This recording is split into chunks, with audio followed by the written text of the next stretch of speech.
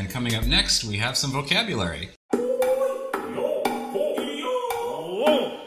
So, vocabulary word this week. Thought this was a fun one. What are we talking? Araiguma. Araiguma. Araiguma. Okay, what's that? What's that? Well, I can read it off the screen, so I'm cheating. Raccoon. Araiguma. Raccoon. Hi. So, arai, this part comes from arau. Arau means to wash something. Arau. Arau. Okay. And then guma, this guma part comes from kuma, bear. Right, and so again... Right, it's a compound word, so pronunciation changes from kuma to guma. So it's not arai kuma, but arai guma. Guma. So, arau. Arau means to wash. So, arau plus kuma bear equals raccoon. Raccoon. Araiguma. Araiguma. Araiguma. Cool. That's very interesting. You don't think of... I guess it makes sense, though. Washing. A little bear who washes his hands. And if you've ever seen raccoons, they like to wash their food. So that's really cool. You know what that sound means? Do you know time? No, it's time for JapanCast Big Brain Vocabulary. What's the big brain vocabulary word this week? It's a special new section for you guys who want to impress your Japanese friends with some humongous word. What do we have? 今日は人的資源。人的資源。人的資源。Which means? Human resources. 人的資源。So that's a good one to throw out in the middle of a conversation. I have no idea. But it'll definitely impress somebody because it's 100% kanji. There's nothing but kanji in this phrase. Yeah. So, 人的 資源. Human resources. Right. So this first kanji, jin, means human. And 資源 means resource. So... And you can tell the kanji is the kanji for, like, hito, right? Yeah, person. Yeah. Same. Yeah. There you go. It's your JapanCast Big Brain Vocabulary word, the first one ever. Would there be next one? Oh, who knows? You never know when the alarm's going to sound, and we might have Big Brain Vocabulary. We did have a question this week, but I didn't bring it along, so we'll cover it next week. Did want to go over just some quick tips for you guys starting out on general, I don't know what you'd say, politeness or what's expected in with Japanese people. For example, one thing that we run into all the time on forums, you see it all the time, and in past episodes when we did the audio, we talked about it. Referring to yourself with san, chan, kun, sama. Yeah, I've seen that. All the time, people. Yeah, quite a few. You're not supposed to refer to yourself with any of those. Those are honorifics. Right, somebody else can use it to refer you, but you can't use it for yourself. If, like, a Japanese person, and you knew they were fluent, introduced themselves as, Hajimemashite, Suzuki-san desu. What do you think of that person? I think you're not fluent. You're not fluent? So nobody would ever refer to themselves? No, if you're fluent, no. Never? Yeah, using that tells us that you're not fluent. You're not fluent. Okay. So I didn't know if it was like a way to say to kind of put somebody down, like I think I'm better than you. So it's just literally simply they hear a lot something son everywhere, so they just thought, let's put it attached to my name.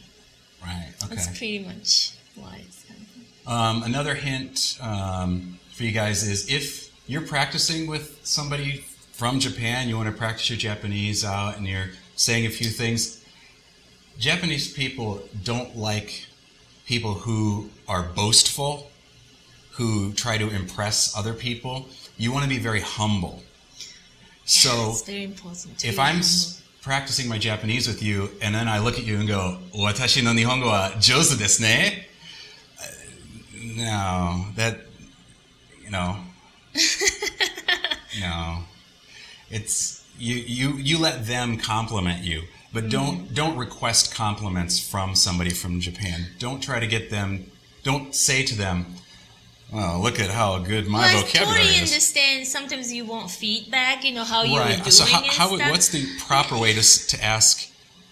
Is my Japanese okay or?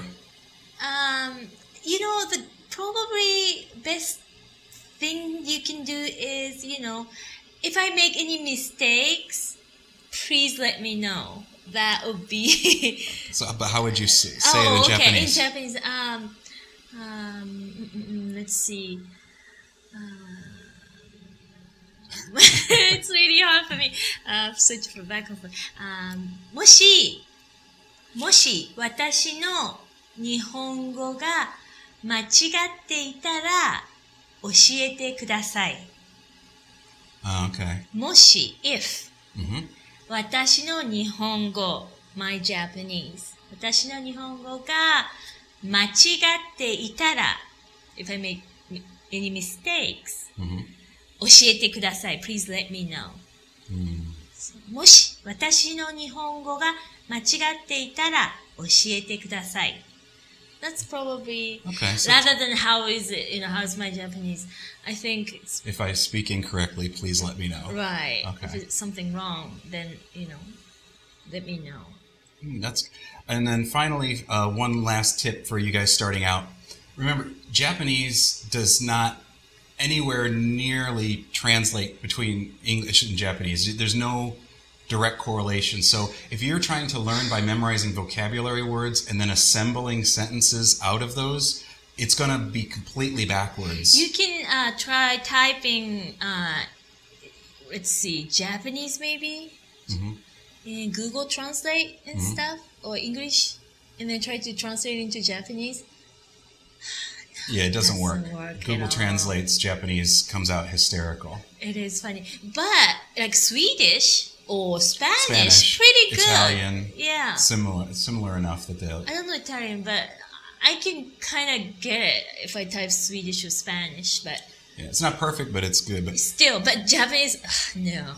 Because the sentence order is so reversed from English, if you take a sentence that you want to say in English and are just rewriting it by replacing the words and then trying to string it together with wa, ga, no, it doesn't work. It doesn't. Particles is what I was trying to think of. It is. So it's better to learn phrases and start catching patterns from phrases than it is to memorize strict vocabulary words. That's what I've been doing with one of my students, Jeff-san, and also Melissa-san too, doing private lessons. I teach them useful sentence patterns. And we practice, switching nouns or adjectives and create your own. Right. That's what I've been doing. And another great tip is, I just remembered, if you're not sure if what you wrote is correct or natural, type it in Google search. Type what you wrote in Japanese. Yeah. And then hit search. And if it matches any of the results, your Japanese is good, natural. Chances are somebody has written what you've written before. Right. So that's how you can. That's what I do in English, because if I'm not sure, I type it and then, it's not in but on, or it's not, like a preposition and stuff. I wasn't sure. If I'm not sure, I always type it. Before we go, donation subscribers, you'll be getting an email with all this information in it. Yeah, I'm behind. Uh-oh. I know, I'm very sorry. ちょっと待っててください. You'll be getting 2 episodes. 2 or 3, I think. I'm so sorry. ごめんなさい。 Oh, ちょっと待っててください。I'll get it up as soon as possible. Okay, and we got to close out because we're running out of time. Please, again, go to goo.gl/r1xa and take our survey. Thank you guys for your donations and support. We'll see you again soon. じゃあまたね。